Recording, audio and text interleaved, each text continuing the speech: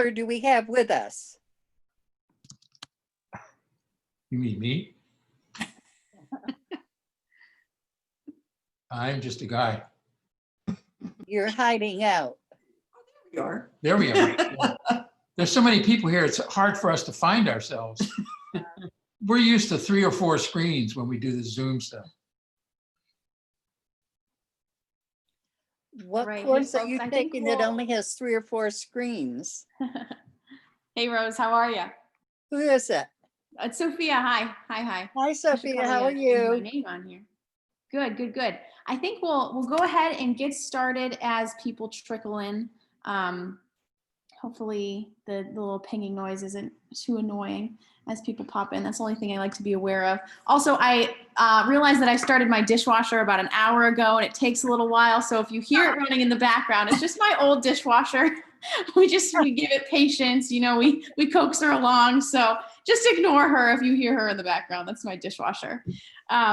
My name is Sophia Zanowski. I am the coordinator of development, registrar, and assistant to the dean at St. Bernard's.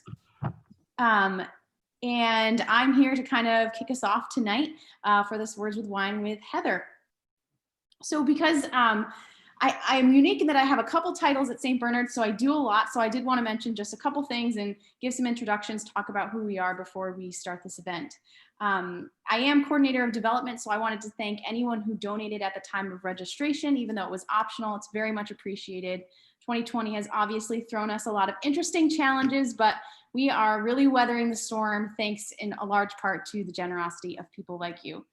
I also, as the registrar, do a lot of tech support and stuff with our distance learning program. So if you run into any technology challenges tonight, feel free to put them in the chat box and I'll be monitoring that in case anything happens. Also, we ask that if you're not asking a question, just to mute yourself so that we don't hear your dishwasher or the dog barking, you know, all those kinds of fun things that we're used to on Zoom meetings. So I want to give a little bit of a story about how Words with Wine came to be in this partnership between St. Bernard's and New Clairvaux out in California. So St. Bernard's School of Theology and Ministry, we are a graduate theological school located in upstate New York in Rochester, although we serve students from all over the country through our distance learning program. And we serve a couple different formation groups of students. So we have lay students who join us from anywhere and everywhere, not just New York State. We serve the students who are studying to become permanent deacons in the Buffalo, Rochester, and Albany dioceses. And then we also serve pre-seminarian students from the Albany diocese. So what is really, really wonderful and rich about our graduate courses is that you could have people from California who's a lay student, you know, an international student who's studying to become a priest in Albany, and someone who's studying to become a deacon in Buffalo, all in the same graduate course, diving into whatever the content of the course is. And that makes a really, really rich discussion among all our students. And we also not just offer our full master's programs in theology, divinity, and philosophy, but we have a wide range of ways that you can take our classes. You can take one-off courses for credit. You can audit most of any of our classes where you sit in on the lectures, engage in the discussions, but you don't take the class for credit, so you don't have to do any of the assignments. And then also this semester, we launched 4 new certificate programs where you don't have to have a bachelor's degree to do the certificate, although you might just not want to fully commit to a master's program, or maybe never want to, you know, commit to a master's program, but want to take a couple of classes. And these certificate programs take our graduate classes that are already happening. So, you know, all those students that I just mentioned from those different populations, and you take classes on a certain cluster, kind of a niche topic area. One of them that might be really interesting to some of you is our certificate in Catholicism and the Fine Arts, which is kind of what our Words with Wine series is all about, right? Catholicism and the Fine Arts. And Heather, our speaker for tonight, is teaching a class in the spring, part of that certificate program. That class is called 20th Century Catholic Literary Imagination. So this event tonight is actually a perfect kind of taste of some of the content of what that class might be about. I'll be sending out an email kind of to follow up this event where I'll include some of that information. So if anything that I mentioned sounds interesting to you, even if it's not a full class, you know, coming back to some of our events, it'll be in that email, and you can check us out on Facebook, on our website, etc.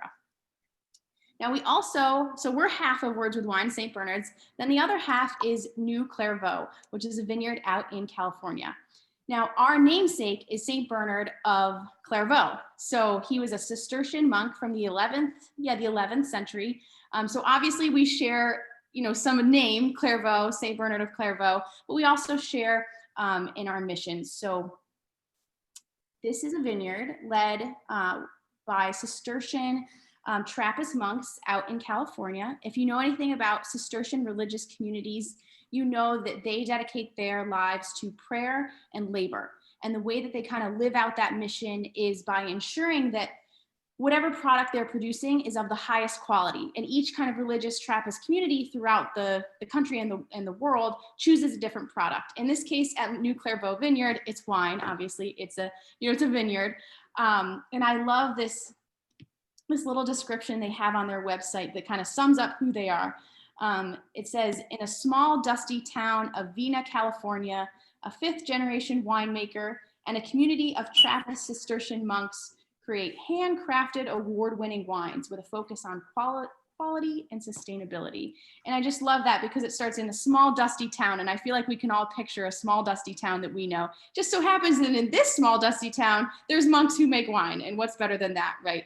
And so we were so blessed at the beginning of the pandemic to start this series, Words with Wine, to bring people together, literally from coast to coast, to come together to talk about Catholicism and the fine arts. And, you need some wine to do that. So we've been really, really blessed to be able to partner with New Clairvaux on this series. And so with that, I am going to go ahead and introduce our speaker for tonight.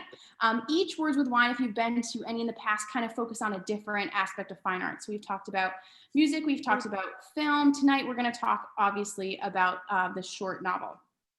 So Heather Hughes Huff received her MA in English Literature from Baylor, where she studied 20th century Catholic writers. Her thesis examined vice and charity in Graham Greene's novel, The End of the Affair, which we'll be talking about tonight.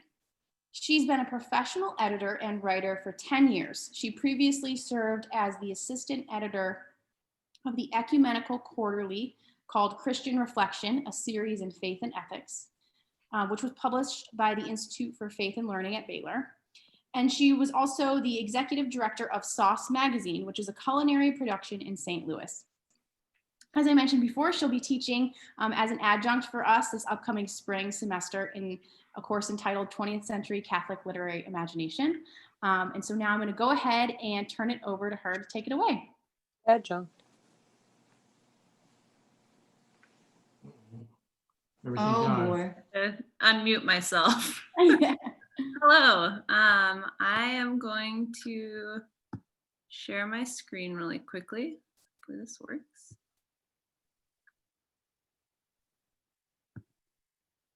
Okay.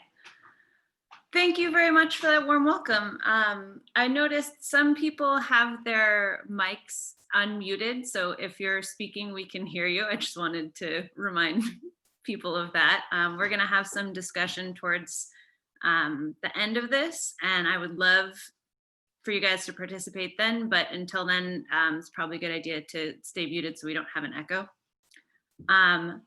Okay, so I'm going to give a little background of Graham Greene and The End of the Affair, and then would love to have a discussion with you guys about the book, which I chose because, well, I wrote my thesis about it, but also because it tends to elicit strong reaction, and I love to have these conversations be lively. I've come to a few of these before, and it's really fun, so I was hoping people would have opinions, so hopefully you do. First of all, Graham Greene, he is a very well-known 20th century Catholic writer, so you've probably heard of him. He was an incredibly productive novelist, wrote more than 20 novels in his career, wrote a lot of short stories. He was a journalist.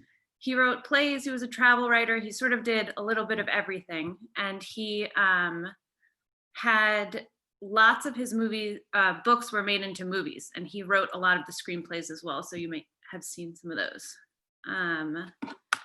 But I'll start with a little bit of his biography. He was born in 1904. His father was the headmaster of the school that he went to, and he was actually born there. so a lot of his biographers read a lot into that, like he had torn loyalties from the beginning, like he was living in enemy territory no matter where he was. With his family, he wasn't comfortable. With his friends, he wasn't comfortable, and he was always crossing that border. So people read a lot of that into his writing and sort of what he focuses on and crossing boundaries and, being a spy a little bit from the beginning. He was kind of a troubled guy growing up. He attempted suicide several times and was sent to psychoanalysis when he was 16, which at the turn of the century was, unheard of and a bit bizarre. He has stories in his autobiography about taking his brother's gun and playing Russian roulette with it when he was like in his 20s. So he, from a young age, turned to drugs and alcohol to sort of escape from the difficulties he had sort of just surviving in the world. He went to Balliol College in Oxford, and he studied history at the same time as people like Evelyn Waugh. And they knew each other at college, but they weren't necessarily in the same groups. Waugh talks about how he thought Greene thought he was sort of better than everybody and was a little bit aloof and didn't play in all of the sort of lighthearted revelry games that they had at Oxford growing up that he depicts really well in Brideshead Revisited. But I think that's also because Greene was like a manic depressive guy. He was sort of in his own mind, like from an early age. So he graduated with history, but then started working in journalism sort of to get by. And in 1927, he met his wife, Vivian Darrell Browning. So they married in 1927.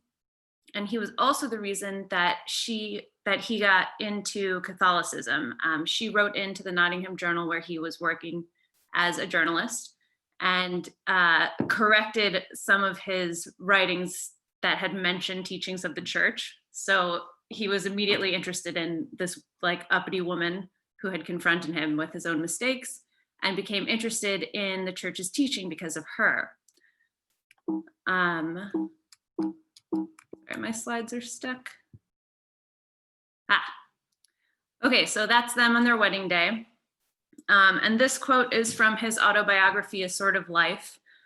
And it references the man that helped him come to the church, his, not his sponsor, but the priest who gave him instruction. He was named Father Trollope. And Father Trollope had been an actor. He was sort of a lively guy who had a lot of joy in life.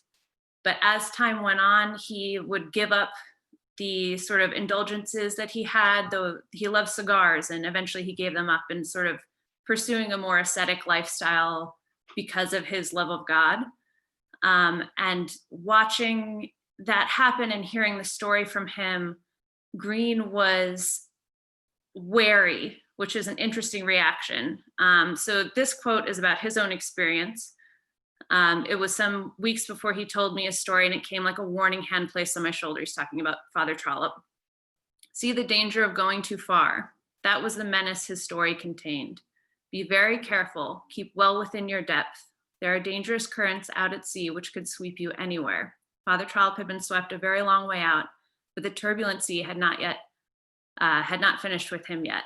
It was quite a while before I realized that my first impression was totally false and that I was facing the challenge of an inexplicable goodness.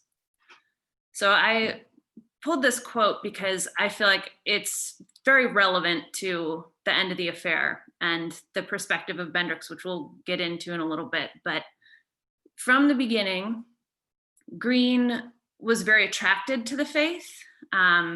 Obviously, he converted. He didn't have to do that. But at the same time, he was very wary of the demands that God might make of him. Like his patron saint was Doubting Thomas, which I feel like is quite a statement. If it's lovely saint, no problem with that. But like he's very aware of himself in that choice.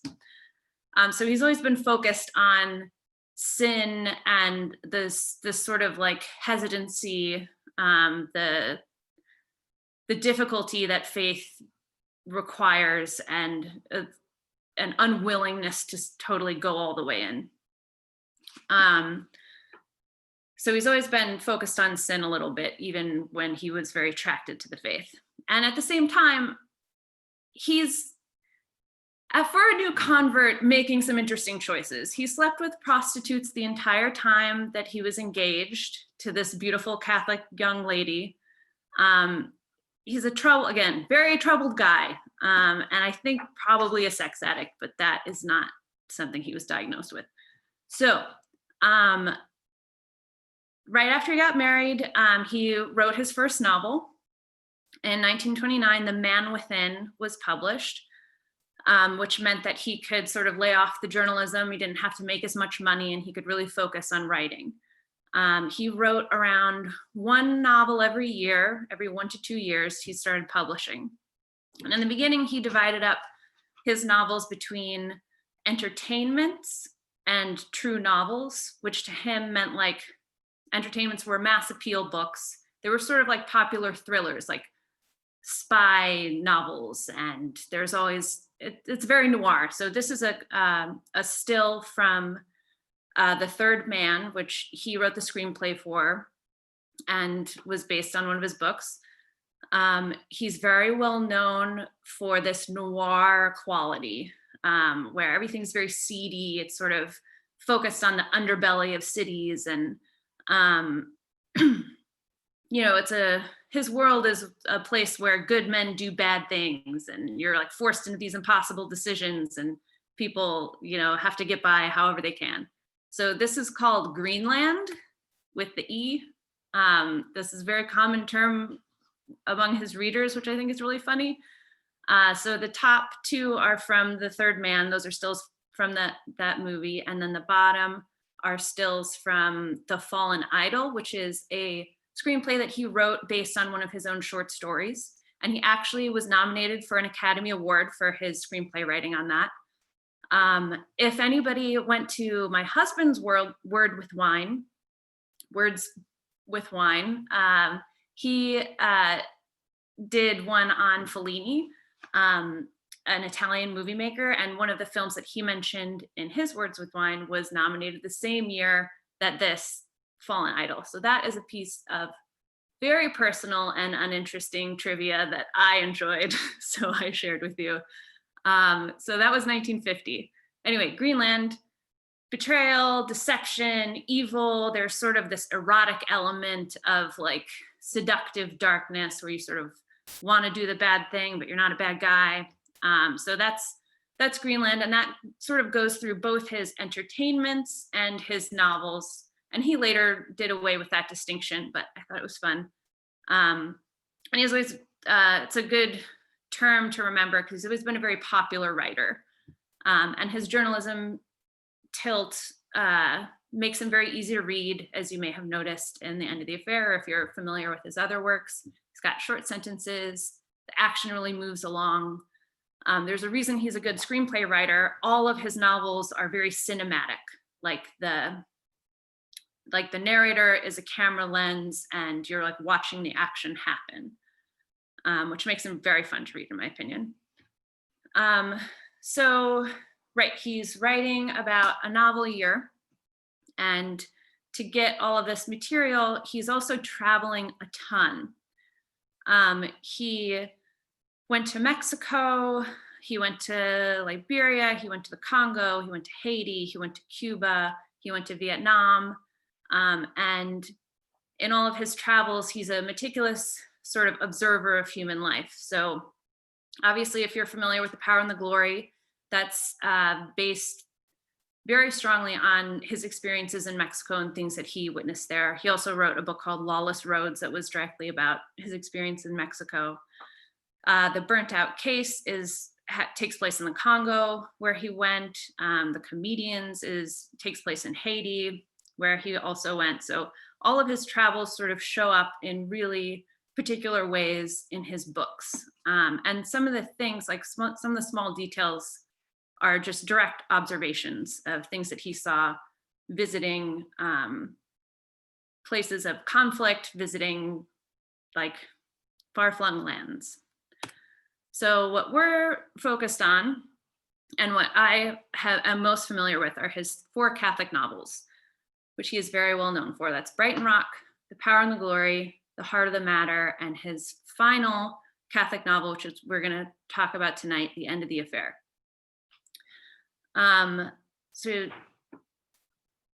Right. Oh, I was also going to mention all the spy stuff, the noir-y thing is also from his personal experience, because he was a literal spy in World War II. He worked for MI6 in Sierra Leone in West Africa, sort of right after the Blitz started. I think he went in 1941, and he was there for a couple years, developing connections and like legitimately spying, sort of fulfilling his childhood identity, and giving himself a lot of good experience for his novels. He also worked for MI6 when he went back to London and manned the Portuguese desk. So he was working with agents in Lisbon from London. So he's earned all of the credit that he might need to be writing all this stuff. But his Catholic novels they cover a lot of the same material. They still have that sort of noir-y, seedy Greenland element. That's where they take place. But they are focused explicitly on Catholic ideas. So The Power and the Glory is about a priest in war-torn Mexico who is trying to serve the people in a place where it's illegal to be Catholic, and they've shut down all the churches. Heart of the Matter is about a Catholic guy who's in Sierra Leone, just like Greene had been. That's where all like the details and the texture of that novel come from. Brighton Rock is about a young kid in Brighton who's Catholic and, again, very seedy. That's one of the most like sort of pulp fiction-y ones of the Catholic novels. And then The End of the Affair, which you're all familiar with. But it's his most directly autobiographical, if anyone's familiar with his story a little bit. So Greene was in London during the Blitz when he wasn't in Sierra Leone. So a lot of those details of like the guy, he remembers somebody just standing outside of their destroyed home where their wife and child had been killed, just like laughing hysterically because he didn't know what to do. I think those moments are direct observations that he remembered from being in London when that was happening. But maybe more importantly than the sort of historical backdrop of the novel is the fact that this is the Blitz, things destroyed in London, really awful. And yeah, the whole experience of like waiting for the all clear, hearing the bombs that are dropping, not knowing if it's going to hit you, that's something he experienced himself. But more importantly is the figure of Sarah, and Bendrix's relationship with her reflects very strongly his experience with the woman Katherine Walston. So like I said, Greene's a bit of a cheat. Katherine Walston was not the first person that he had a relationship with outside of his marriage, but she was definitely the most intense relationship that he's had outside of marriage while still being married. So Katherine Walston was an American who was married to a British politician named Harry Walston, which sounds a lot like Henry, who was Sarah Miles's husband in the book. He didn't do a lot to disguise who he was basing this woman off of. So Katherine Walston and Graham Greene met because Katherine loved his books and was converting to the Catholic faith and wanted him to sponsor her. And I believe they met through his wife, Vivian. So it's all very sordid. But similar to Sarah, Katherine Walston was not going to leave her husband. She also had children. So they had this very intense relationship where they would travel together, and eventually her husband found out all about it. But they couldn't give each other up, and it went on for years. So this photo of them together is taken while Graham Greene is working on writing The End of the Affair. So it's kind of a weird background to think about him considering the sort of like cosmic choices that people need to make if they both believe in God and, want to pursue his will for their lives, but want their own sort of human pleasures and goods in that come in conflict with that. So the feeling of that is very real. And that you can read some of the letters that they wrote to each other. They're extremely intense. And Graham Greene talks a lot about he tells a story about going to confession and having a new priest be his confessor. And the priest hears a little bit about his background and is like, you have to leave her. You have to just like go out, don't see her again, and repent and do all this penance. And Greene was like so shocked that this would be the reaction, and is like, I'm willing to say I would try, but like I think I need to get another confessor. So he's living in the conflict, but he's sort of made his choice. And Katherine Walston is definitely the one who wouldn't leave her husband and wasn't going to try to get an annulment. And eventually it petered out and ended. She didn't die like Sarah. But the feeling of the relationship is definitely based off of that. The End of the Affair is also Greene's first foray into first-person narrating, which is weird to think about all of the layers of his relationship to the book and how it's Bendrix is very much him. At the same time, you don't want to reduce the novel to his own diary. There's a lot more going on than his own feeling or trying to represent the true facts of the relationship, because obviously there are a lot of differences as well. So I think it's important to know this background and to sort of see what he's doing here a little bit, but I definitely don't want to let our conversation descend into like picking apart their relationship, because he's not Bendrix, she's not Sarah. They just, gave a lot to the story. Graham Greene and Katherine Walston gave a lot to Bendrix and Sarah, but Bendrix and Sarah are not limited to those two. Okay, so after this book, Graham Greene sort of departs from explicitly Catholic content. He says often that Catholicism after this point is the pattern and the carpet of his fiction. So it can be seen, you can observe it, there are strands, there are, echoes and words, but it's not the meat of the story. So after this, he describes himself as a writer who happens to be Catholic. He doesn't like being called a Catholic novelist because the writing comes first. And this quote is also from his autobiography, where he's talking about his conversion, and I thought it was pretty relevant to the rest of his fiction. So later we may become hardened to the formulas of confession and skeptical about ourselves.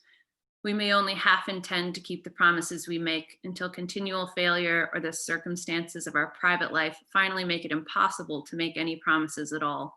And many of us abandon confession and communion to join the foreign legion of the church and fight for a city of which we are no longer full citizens.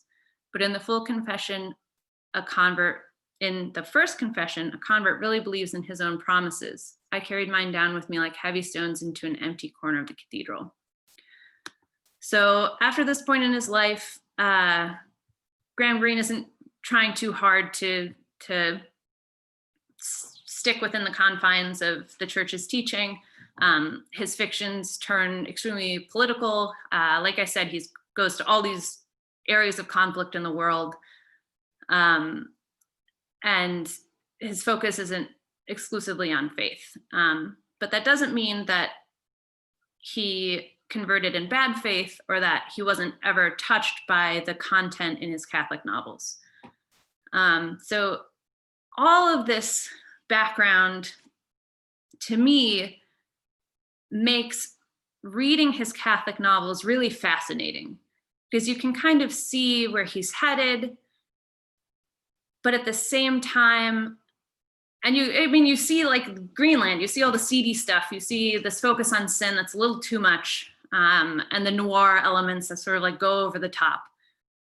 But there's something very true in his depiction of what faith demands. There's something very true in the belief that he conveys through his characters. And I find a lot of his writing extremely beautiful, especially The Power and the Glory and this novel, which is what we should be discussing now.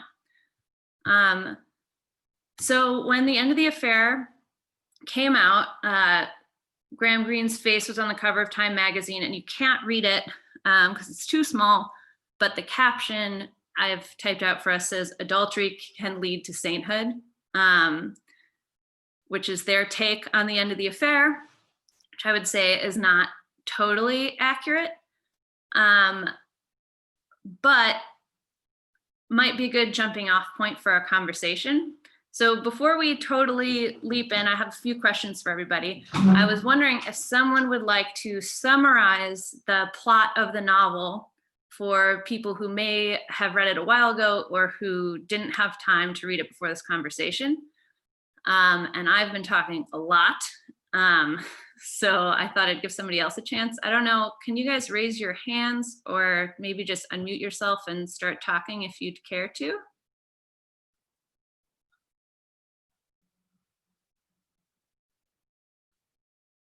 Not.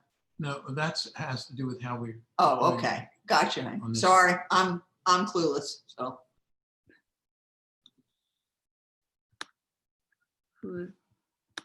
Okay, I'm gonna start calling on people.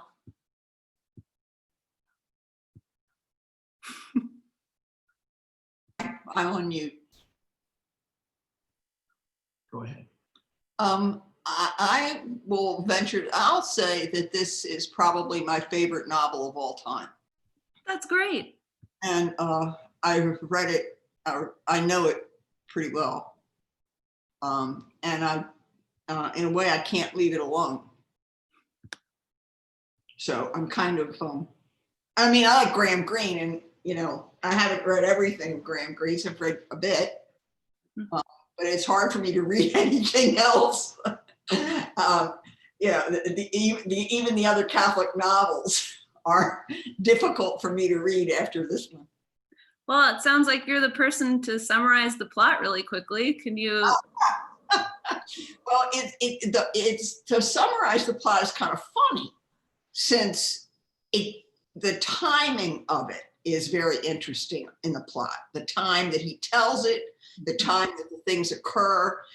And historically, if you wanted to lay it out historically, it starts in, I would say, May 39. And this early summer of the phony war. That is when they were, I think that's right. Is that right? I mean, I've not read anything about this novel, by the way. We don't need the historical date. You can just go by the characters. Okay, all right, okay. Gotcha. Well, I think everybody's read this. There's, Bendrix, who is a novelist, and he is incredibly in love with a married woman named Sarah Miles. Her husband is Henry. Henry is a civil servant and a decent guy. He's a decent guy.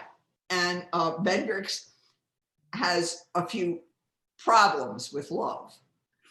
And there are the three big novels, the three big characters. There are some other smaller characters.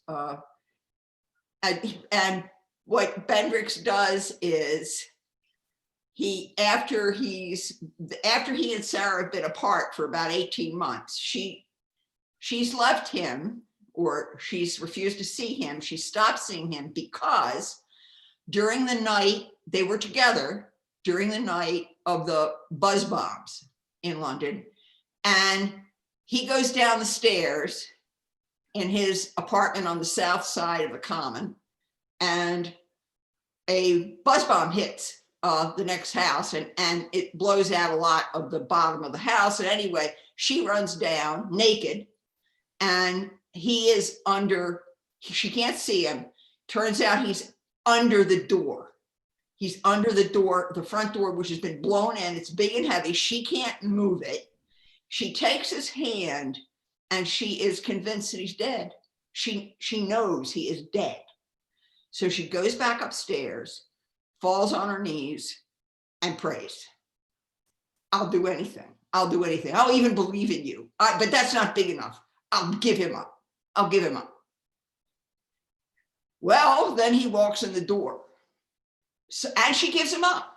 He doesn't know that at the moment, but she doesn't see him again for 18 months or so. And she sees him only because her husband has run into him and brought him back to the house. And then she comes in and sees him. Okay, they see each other. And then there's what happens is the rest of the novel, sort of. Yeah. And it doesn't end with her death. True. Doesn't end with her death. It ends with him talking to God in a very strange way. And after some miracles. Oh yes, the miracles. Well, there's the miracle, one might say, of the fact that he's alive. Mm-hmm. There's the miracle of the cure of the atheist guy who has a horrible disfiguring thing on his cheek, and takes a lock of her hair when she's dead and sleeps on it, and that cures it. There's also the miracle, one could say, of the little boy of Mr. Parkes, who is. Explain a little about him. Yeah, Mr. Parkes is the detective. Is an employee as a detective and an employee of the detective agency that he hires, that Bendrix hires, to find out who Sarah is having her current affair with, which she isn't, but he thinks she is. And he thinks that because Henry says he's worried about her, and Henry has gotten the name of this detective agency, but of course we've never have used it.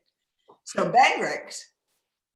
Bendrix uses it and sets this detective on Sarah, who not only finds out where she's going, which she's going to, actually she's just going to the house to the home of the atheist guy named Smythe, Richard Smythe.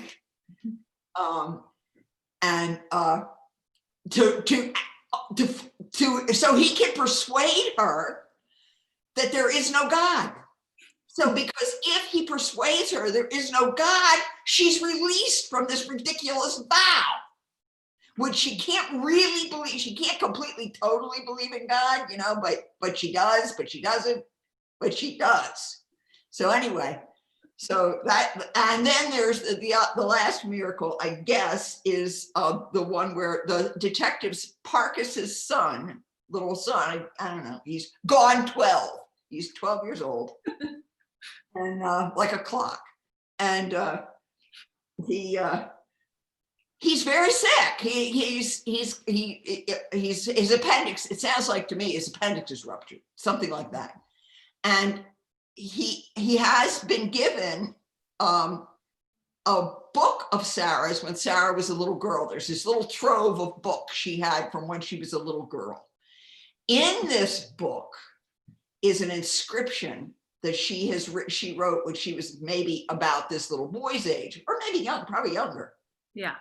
And it's kind of eerie because it sounds as if she knew what use this book would be put. Anyway, so they take this book, and this kid really, he met her on the street because he's part of the team of Parkes's detective team.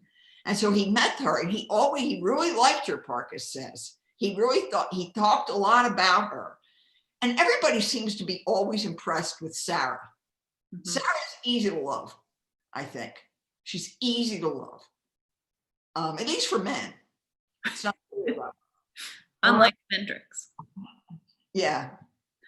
Anyway, so yeah, so he has a dream. The little boy has a dream, in which Sarah tells him that, he's cured. He wakes up and he's fine. He's fine. And yeah, do I have the miracles? Yeah, I think that's all of them. Yeah, that's it. Yeah. Yeah, that was really good. Thank you. Your enthusiasm comes through for the story. I'm gonna start by asking the question that Bendrix asks himself several times. He says, this is a story of hate. And then at other moments he questions that and says, is it? Like, he looks up from the mirror while writing and asks himself, is that the face of someone who hates? It looks more like a kid in front of like a candy shop, some showing desire. So is this a novel about love, or is this a book about hate? What do you think?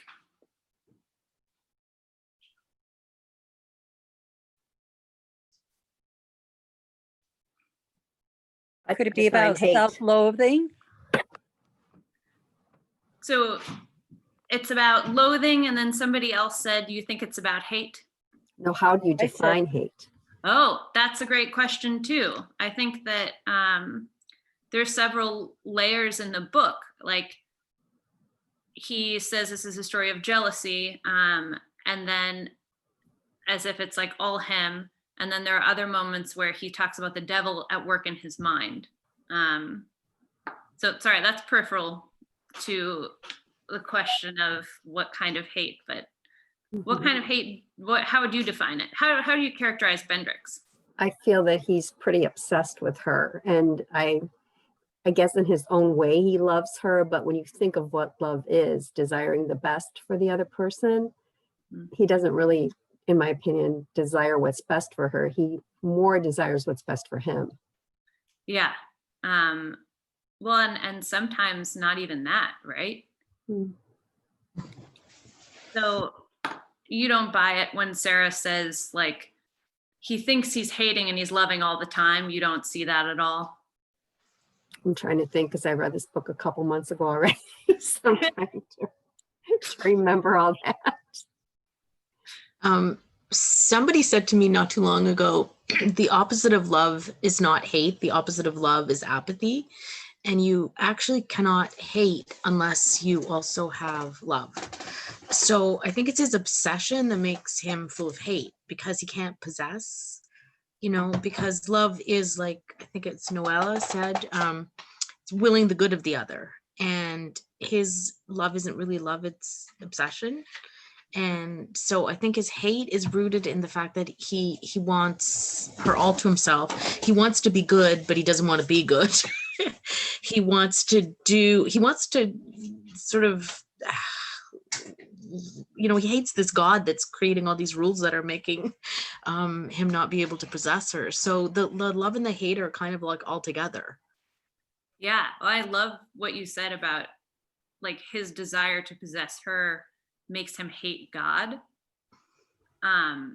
which is fascinating, because there's just a difference between jealousy, like, oh, you have a fancy car that I wish I could have, that would be satisfied by getting that car, and what he's doing. He wouldn't be satisfied if he were in Henry's shoes, right? Because he doesn't just want to be married to Sarah, he wants to possess her. Even when he's happy and thinks that they can be together at the end of the book, he's like, it's kind of creepy, the language that he uses, like, in his pursuit of her. He's dogged, he's relentless, he's going to get her, he's going to possess her and like capture her at the end, basically, like she's some like tiny animal trying to get away from him. Like, that's not love. But the fact that, like, he it's like a cosmic response to this desire to possess her, right? Like the fact that it makes him hate God it's not just that he wants to have her, he's aware that that desire in and of itself is limited by what it means to be human. So that they both have this question, like, what if God exists? Like, what would it mean if I could hate God? That would mean that he's there to hate. And they have very different responses to that possibility. Sarah thinks, oh no, what would it mean? Would God be with me in the desert? If I'm alone without human happiness, maybe I could be fulfilled with something else, and maybe that it could lead somewhere else. But Bendrix, he's like, oh no, what if God exists? Then I'm not in control of what my life is and what it means. So I think it's kind of like silly, this, I want to ask more, sorry, I'm going on about all this, but this question of her vow and if it's silly or not. And I think Graham Greene uses it to make real this consequence of, if God exists, then your life has enormous consequences. And most people can live ignoring that, but Sarah Miles can't. Right. That's right. So what do you guys think about her vow? Is it dumb? It's going to end sometime, and it's ending even as she ends it. It has been ending, and he knows it, and he pushed for it, and she pushed for it. They know it's ending. They can't sustain this. They can't do it. So it's too horrible. So you agree with Bendrix that like she wouldn't have made that vow if it were closer to the beginning of their relationship, do you think? Yeah, I don't think so. I mean, I don't think she would have felt the closeness of God. I don't have any reason to believe that she would have felt the closeness of God and had been thinking about, I take it she must have been thinking about, although it seems to surprise Bendrix too. Mm-hmm. So I don't know. Yeah. It's amazing how Bendrix misinterprets everything. He was getting me so depressed right before the diary came, but I mean, he misinterprets everything she did. And it's kind of, to me, it was kind of obvious what she was doing. I mean, they didn't have to tell me that she was making a vow, even though they don't tell you, even though he doesn't really say that in the book. Mm-hmm. But, you kind of knew that's why. But he misinterpreted everything. Like she was unhappy that he walked up the steps, and they became more and more unhappy, and he realized that. Even as he was looking back at old pictures of her, and he goes, she was so happy then, and now that's what that's what happens in an affair. You become unhappy. He has these moments of recognition where he realizes that they were making each other miserable, really. Yeah. It is brutal. It's like you spend this time in his mind and his perspective, and you feel kind of gross. Yeah. Like, I don't want to view the world that way. Back to that love thing, I was so mad at him when none of them would give her the funeral that she clearly had been planning and wanted. Yeah. And to me, that just demonstrates so clearly this is not love, because what would it hurt for them to have done that when they knew what she would have wanted? And I don't know, it's her last wish, and they can't even grant her that. And that shows sort of the combination of the love and the hate there. Like he was obsessed with her, and this was what she wanted. He wasn't going to give it to her because he was going to show God who's in control. This has really made me so mad when they did that. It's Do extremely you think she would have turned to God if it hadn't been for Bendrix, though? I'm wondering when she made that vow or that promise when the building was hit. Yeah. I'm wondering what would have happened had she not met him. I think he was a master. I was jotting down some of my thoughts as I was reading it. He was a master at weaving, I don't know, I'm trying to think of the appropriate word, like conflict. The peace versus the war, love versus hate, happiness versus unhappiness. It's almost like he was masterful at that kind of thing. And I thought of the part where she went to Richard and she had to go to Richard, an atheist, who ended up drawing her closer to God, and then her meeting up with him affected Bendrix later, like a cycle by the end of the book. I think it was masterful the way he brought all that out. It's true.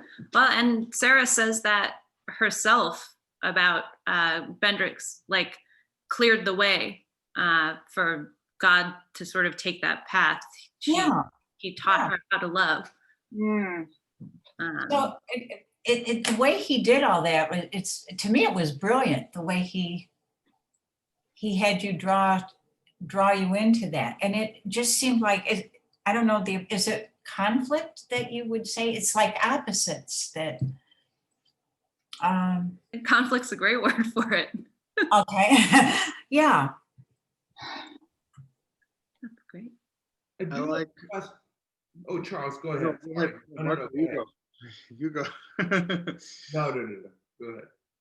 I was just going to say, I feel, piggybacking on what she just said, that there's a sense in which they're both committing adultery, right? But he is already battling the cosmic universe before God enters the picture, because nothing she can do will satisfy his need to possess her.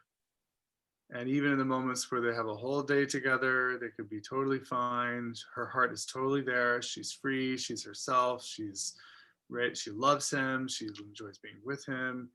He's always obsessing already about where else she will be, and it's this insecure void, this need to possess. Whereas she does love. I think she does love him, right? And he portrays that in her diary, where she thinks of his particularity and even reads his own hatred as love in a way, in a generous way. I don't know if I agree with her, but hers is not so much a need to possess, but a kind of love turning into something where she can also love God. Yeah, instead of, she's not cosmically battling him at any point. Yeah, I think she has more of a natural response to him. It's sort of like this progression of goods where, like she was saying before, that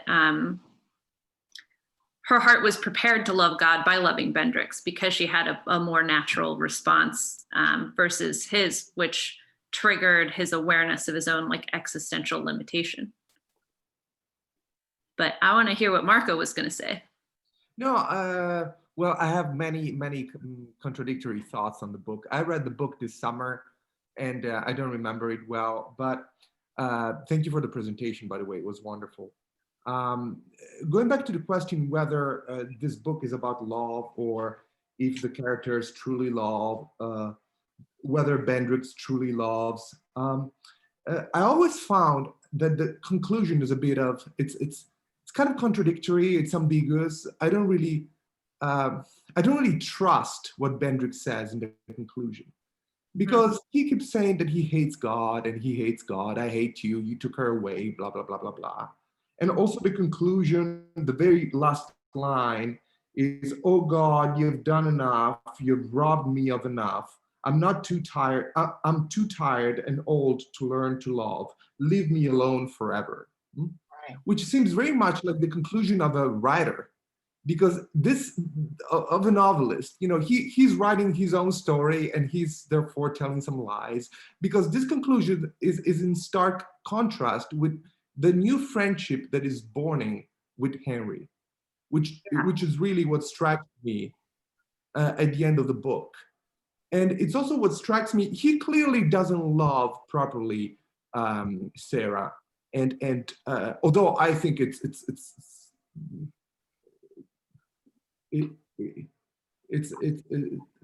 how can I say? I wouldn't be, it's still love. It's not proper love, but it's still love. Mhm. But all these characters, also the whiskey priest and the power and the glory, like do things despite themselves.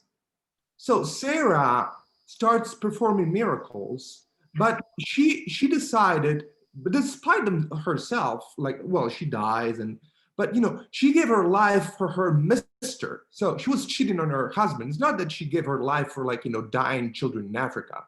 She decided to give her life for her mister. Same thing, the whiskey priest keeps saying, I'm not a good priest, I'm not a good Christian, I'm blah, blah, blah, blah, blah. But, you know, people think that he's a saint, and he's probably a saint. He dies as a martyr. Same thing for this guy, for Bendrix. He says, well, I hate you, God, I hate you, God. But at the same time, he puts his hand on Henry's shoulder or arm, and he says, like, I need to be strong for you now. I mean, there's something happening despite the characters, right? And Yeah. So it seems to me that he's lying about what has happened to him. That, you know, he love is happening despite himself. So is he lying in that last sentence of the book? I think so.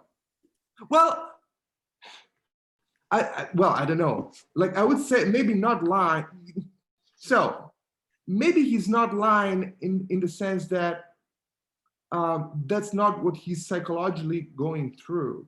Maybe he feels tired, but I think that he's not fully aware of what is happening in his life, in his experience at that point, because he's also starting to love, the love of friendship, Henry. Yeah. So that's what I would say. So, but I see, I like to think that he's also kind of, he's a writer, right? Bendrix. And so he is, like, writers always lie a little bit. So he's fudging up the story a little bit. So he's saying, oh, I hate you, God, I hate you, God, I hate you, God. But is he? I don't know. Well, I accept when you say that. I completely agree with you. But wouldn't you say maybe that it's not that he's lying, it's that he is incredibly attuned, in fact, to how he feels at any given time, how things make him feel.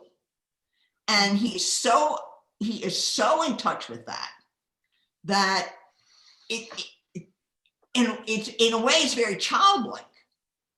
He doesn't have exactly an even keel, but he feels hate. He feels hate. When he feels love, he feels love. Yeah. And he's completely passionate. But he's got that detached thing. Mhm. Yeah, which But- is, wow. You're both kind of saying the same thing, I think. I That think so. he's- I think so. yeah. Well, and it sort of bookends the way that he begins the novel is like, you make a choice as a writer. And as a writer, this is the right place for the story to start, but I don't know what's going on here. It's sort of at the end, he's saying, this is what I want.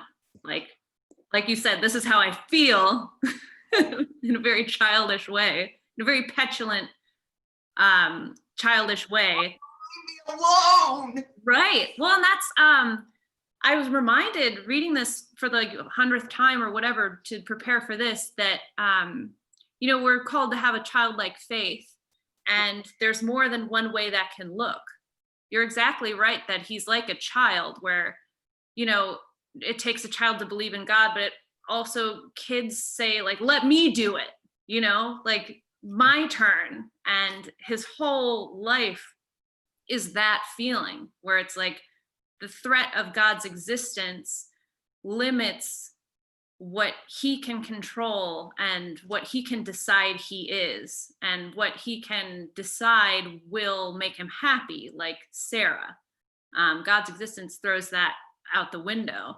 But I think, Marco, I agree with you that there's this undercurrent going on of like, I was reminded of, has anybody read The Violent Bear It Away by Flannery O'Connor? Yes. There's this character in the book called Rayber, who's kind of like Richard Smythe a bit, where he's like very aware of the dangers of believing in God. But there's this scene where he talks about how the love for his child who's developmentally disabled can throw him to the ground in a fit of praise, of idiot praise. That's what he says. Anything from the old man walk of a starling bird walking down the street can make him praise God. And he's got to be really in control and very careful to avoid those feelings, because those feelings aren't reasonable and they remove his ability to control his life. And that's Bendrix all the way down. Like there's that moment when he sees how Sarah could love Richard Smythe even because of his deformity. Right. Even the grotesque things in this world that don't work and that are bad can turn our hearts to praise God. And he says, nothing is safe. Nothing is like, that would be a bad thing. I don't want to talk too much, but I have to say that, if you think he's being trivial about this, what he is afraid that he won't be able to write. He's afraid he won't. Just like Sarah says, what's left of me? What's left of me? If I can't drink or go with men, or what's left of me? And for him, it's writing. He thinks he might not be allowed to write. He has to be willing to give that up if asked. Yeah, nothing is safe. That's so true. But I'd like to say that I think there's a lot of hope for him. He says forever, the last word, but he also says he's tired. Right. Well, he changes with the wind. He'll get some rest and he'll feel different tomorrow. And if you look carefully in those last few pages, he admits, God, you exist. Yeah. Go back and look at it. He actually says that. He says God exists. And with the hate, he starts out, there's a little passage where he goes into all these people that believe in God so much, and I think this is kind of a modern thing that he was recognizing, that, yeah, you can believe in God and the good and all that, but the devil? Oh, come on. There's no devil out there. But if you look at him, he understands from the beginning, he understands, and that's why he's talking about hate, I think. There's a demon inside him. And that there's a whole approach in the Gospels that looks very foreign to us, that there are demons inside people, and Jesus sees them and pulls them right out, and I think that's what is happening to him as he goes through the novel. The demon is being released. He's getting suppressed. The demon is being suppressed, and it will eventually go away. And I would like to make an argument. There's a little teeny miracle in the novel when he takes the biscuits, he calls them. Because it's England. Yeah, but while Henry is sleeping, he goes and puts 2 little cookies in there for him. So when he wakes up, he'll see them there. That's a little miracle for Henry. He's trying to perform a little miracle, it seems to me. And I think that it's very natural to read the very last page and think, oh my God, this is terrible. But in a way, if you look at what's been going on, it seems to me there's this trend going on inside of what Morris. Yeah, there's a trend going on inside of Morris that is bringing him closer and closer to God. It's just happening inevitably. And yeah, I think everything my wife said is right, that I think he's got all these conflicts and concerns about what will happen to him if he actually goes this way. And I think Sarah say, this is Kate.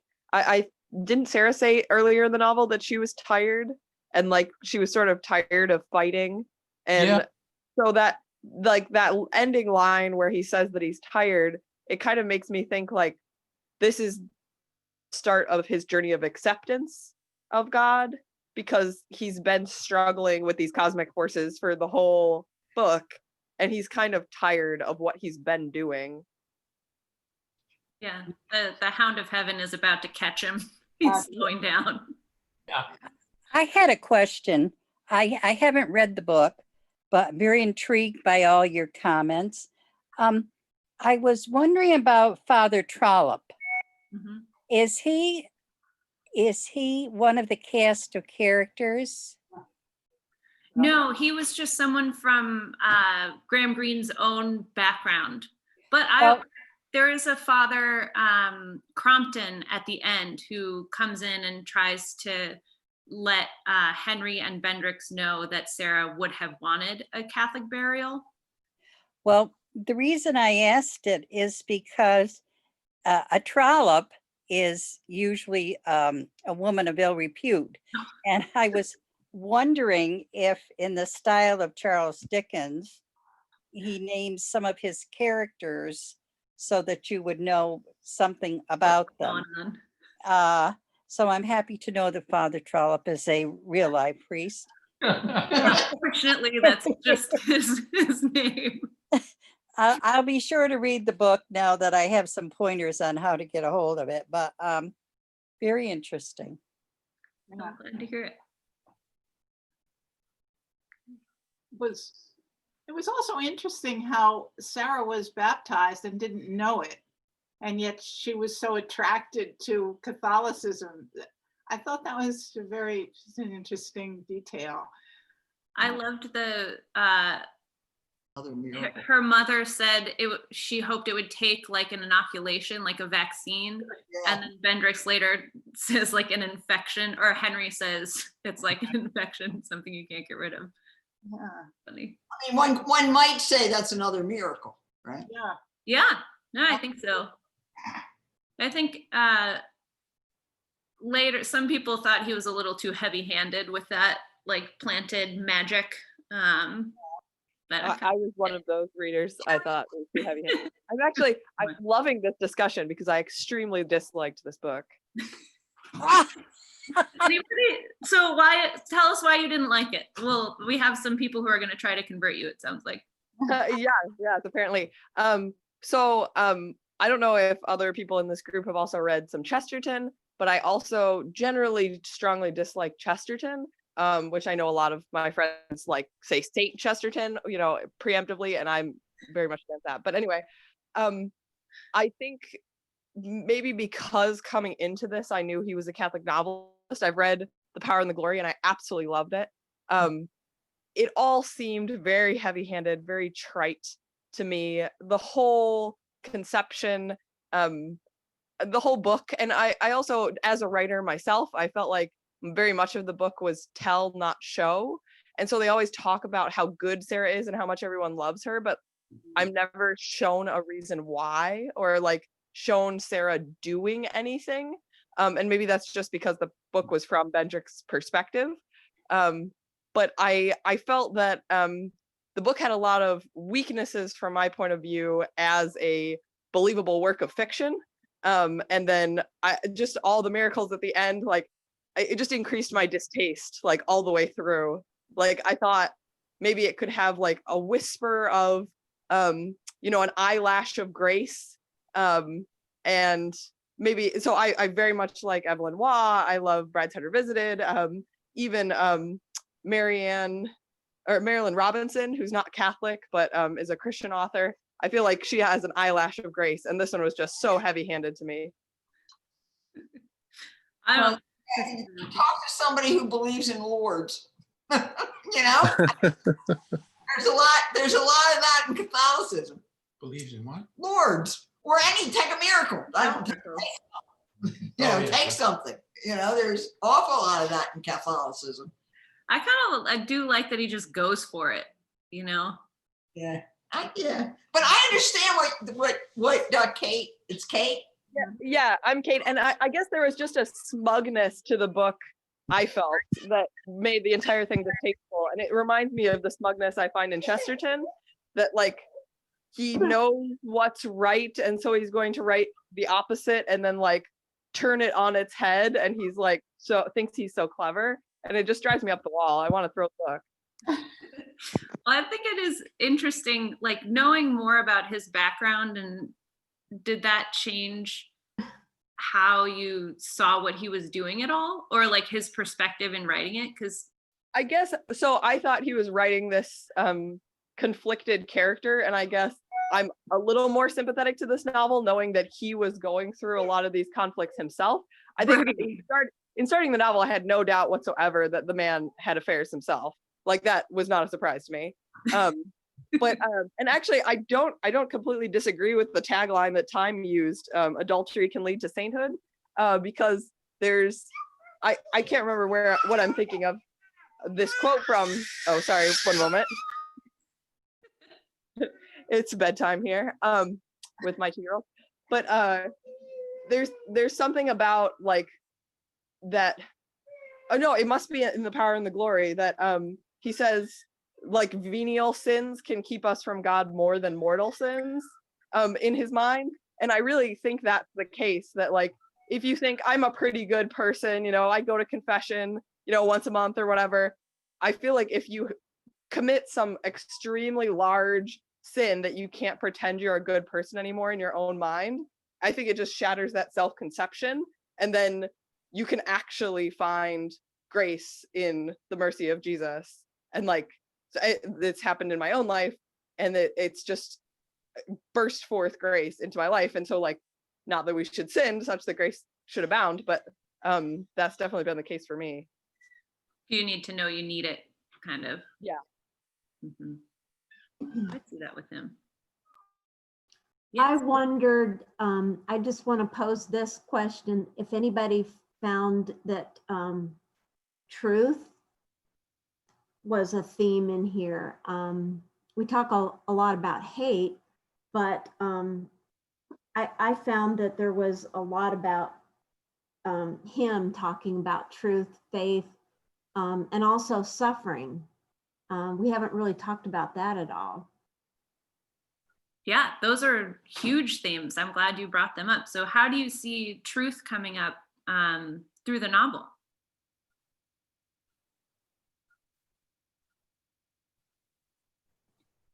I have a whole bunch of notes, but they're just reflections. One quote I have here: does truth lie at the same point of the pendulum swing, at a point where it never rests, not in the dull perpendicular mean where it dangles in the end like a windless flag, but an angle nearer one extreme than the other? I love his ability to describe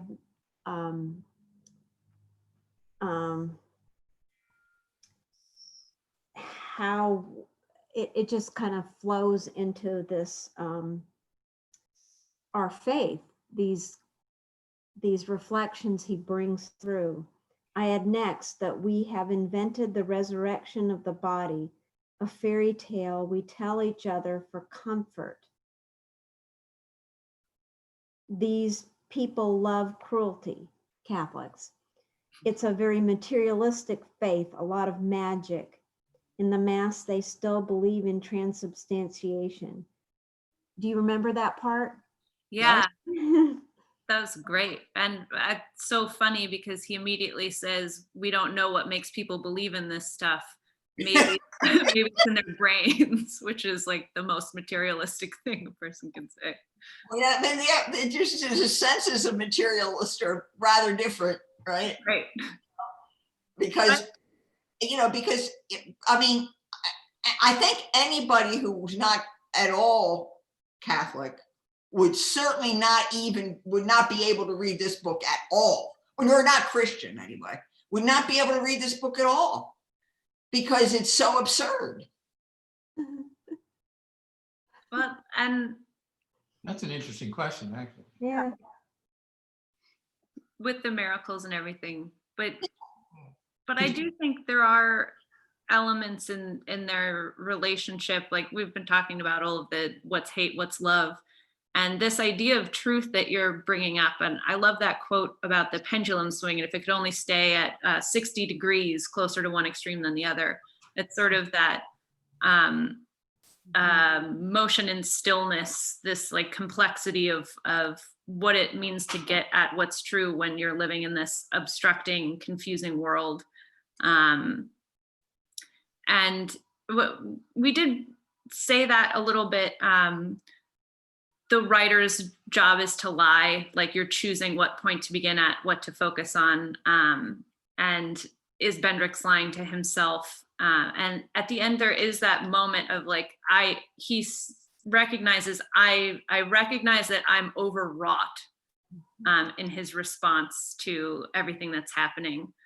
So we're told a lot that he values truth, and Sarah learns that from him, to not give the little lie to make it easier, but to try to be honest with what she believes and who she is. And he taught her that and sort of prepared the way for Christ in that way. But I do think that it's really hard to see the good in him. And that is one way that it really does come true, this commitment to being accurate, even in just his writing, and to convey that can maybe be part of his path as well. Yeah. I had another quote here. Man's made a beautifying mirror too, in which he sees himself lovely and powerful and just and wise. This is his idea of himself. I had an idea that he was a man who really loved the truth, but there was that word love again, and it was only too obvious into how many desires his love of truth could be split. And I wondered what he seems to be talking about. Like maybe he's talking about sin. Maybe this choice splits the beliefs. He goes on, a compensation for the injury of his birth, the desire for power, the wish to be admired, all the more because the poor haunted face would never cause physical desire. It's very similar to what she says about her and Bendrix's love. Like they've dug up that, you're trying to replace your mother, your father, you're looking for gratification and all that Freudian stuff. And she says, but the spade hasn't touched rock. So you have all of these characters who, when they're being honest, are on the path to God, basically. But you can get in your own way so much. And that, like, Richard Smythe has this like very deep commitment to pursuing what's true, but sometimes he can mess himself up because of his own insecurity or circumstances of his life. I think it's a great quote. Very observant. So what about the suffering? Yeah. Did anyone else did that strike anyone else too? All of the talk about the desert and everything that they went through, did that stand out?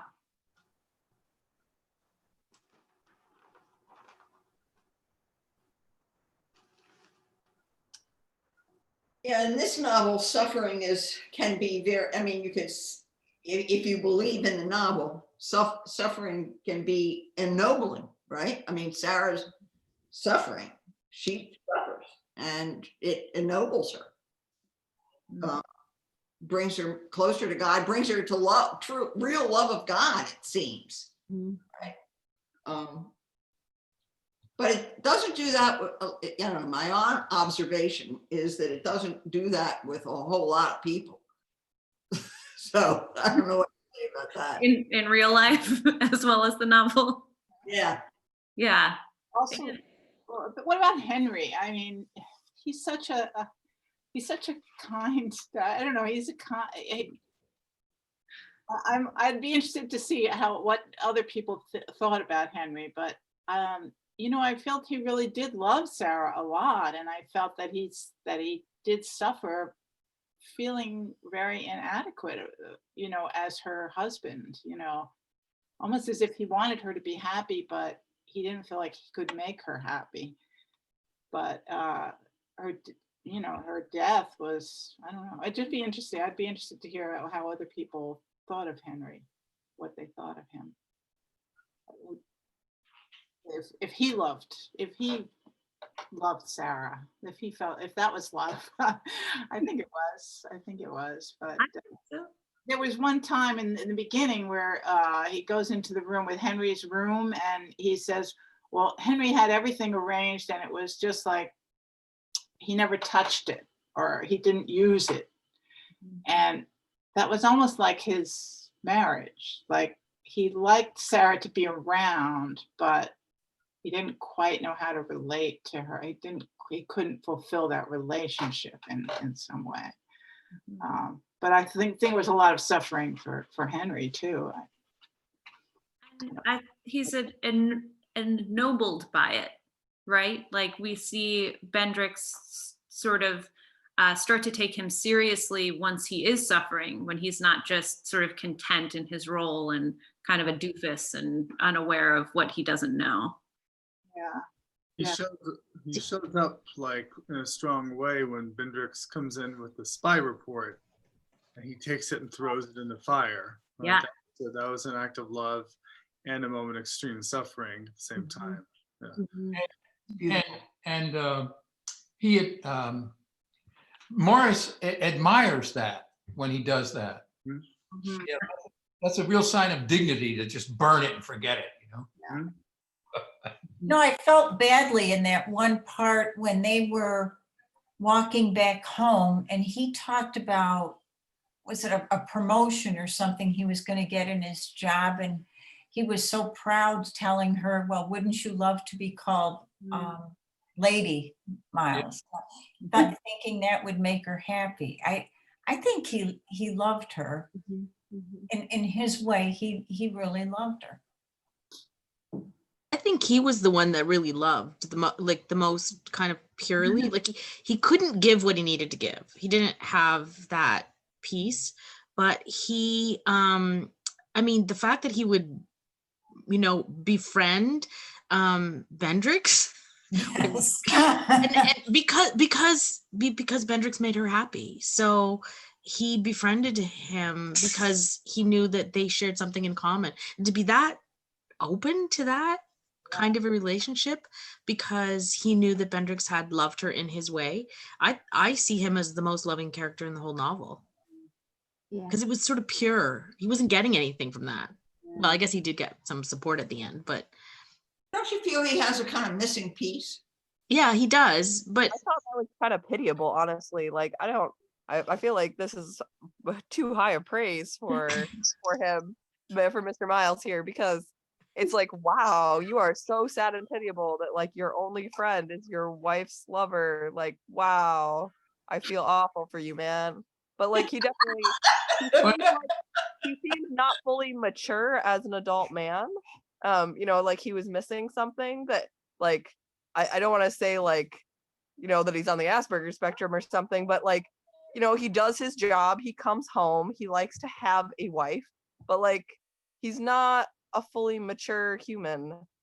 So I just found him really pitiable. And then I like, I feel like I was moaning and like, oh, come on, through like most of this whole book. And so then like all their conversations of Bendrix and Mr. Miles, like having sort of a friendship conversation, like sitting on the bench of the park, I was like, oh, come on, that was my reaction. Son, the Holy Spirit, amen. This is John Henry Weston for LifeSite News, coming to you with breaking news about the selection of cardinals. Big Who's news. the cardinal? I wanted to say sorry about the, I didn't mean to interrupt. Did I interrupt somebody? No. About the suffering aspect, it was interesting to me listening to this again on Audible that she gets moments of peace, as we see in that letter, and she gets moments of where it's like, she converts, right? She converts, she finds love of God, and she finds that. But on the other hand, she still is constantly giving up Bendrix. It's not a once and for all thing. She made the vow, now she has to keep it, and off she goes with God, right? It's like she is pained to see him again. She keeps, when she decides she's gonna talk to a priest and she tries to talk the priest into letting her marry Bendrix, which is much on in this vow,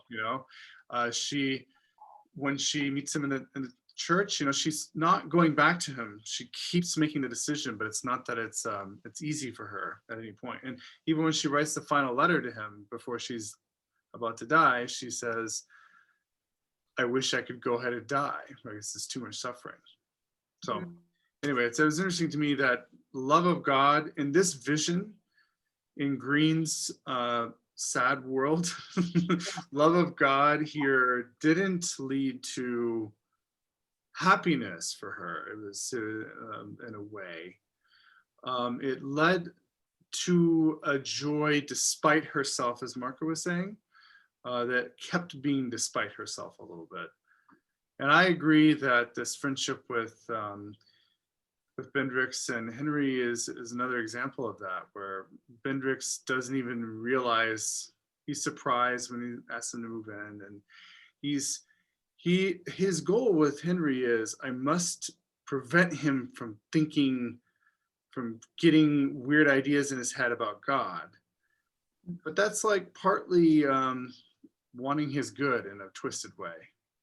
So he ends up there trying to shore him up in the living room with a fire and untying his shoe for him, such a tender moment, actually. Yeah, I for one love Henry. I think he's. And Bendrix comes to begin to love him too. Although in the beginning, I think he doesn't exactly detest him, but he thinks he's a nothing. He's not worthy of anybody's attention, really. The way he thinks in the beginning. And you see quite a transformation. He's important, but the way an elephant is important. It's such a good line. But he's sort of given substance by his suffering. And that's something you don't think about as much because there's so many fireworks going on elsewhere. But throughout the novel, he does start as this sort of like stupid cuckold who doesn't see what's going on and doesn't realize that he's only in half of a marriage. He's not offering what he ought. Like there really is an injustice in their relationship on his part, which you wouldn't notice because she's off sleeping with a bunch of people, but it's real. And then you're sort of supposed to think he's a fool. And the more he suffers and the more he recognizes his own insufficiency, the more dignity he has, even in Bendrix's eyes, and the more respect he deserves by the end, recognizing like, I should never have gotten married. I'm not the marrying kind. Like, this is my lot and he's going to figure it out. I think he's incredibly sympathetic. He's one of my favorite characters. I mean, there aren't that many, so it's easy to choose.